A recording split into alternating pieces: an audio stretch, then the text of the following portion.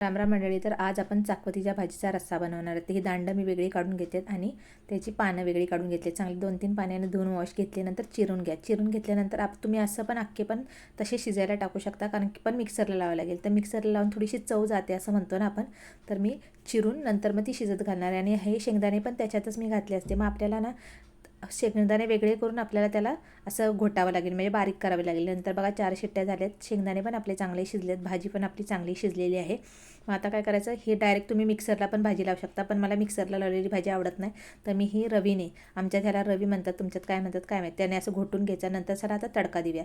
तडक्यासाठी गरम तेल करा, त्याच्यात जिरे टाका, राई नाही टाकायची आणि हळद टाकायची. भरपूर सारी लसूण टाकून घ्यायची, चांगली लाल होईपर्यंत परतून घ्या.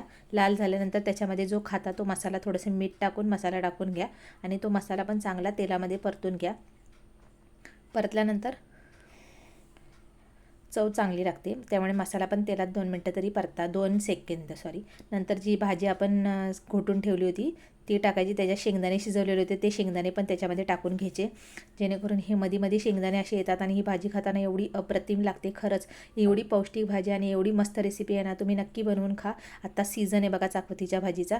आणि चॅनल आवडला, मी अशी उलातण्याने का घेते, जेणेकरून तुम्हाला शेंगदाणे पण दिसावे म्हणून. एवढा व्हिडिओ अट्रॅक्टिव्ह नसला तरी भाजीची रेसिपी खूप छान आहे, तुम्ही नक्की बनवा आणि चपातीबरोबर खा. आणि रेसिपी आवडल्यास ताईच्या चॅनलला लाईक शेअर सबस्क्राईब करायला विसरू नका. एक रेसिपी बनवायला मला खूप वेळ लागतो, पण एक सबस्क्राईब केलं ना तर खूप मोठे उपकार होतील. बाय, भेटूया नेक्स्ट व्हिडिओमध्ये.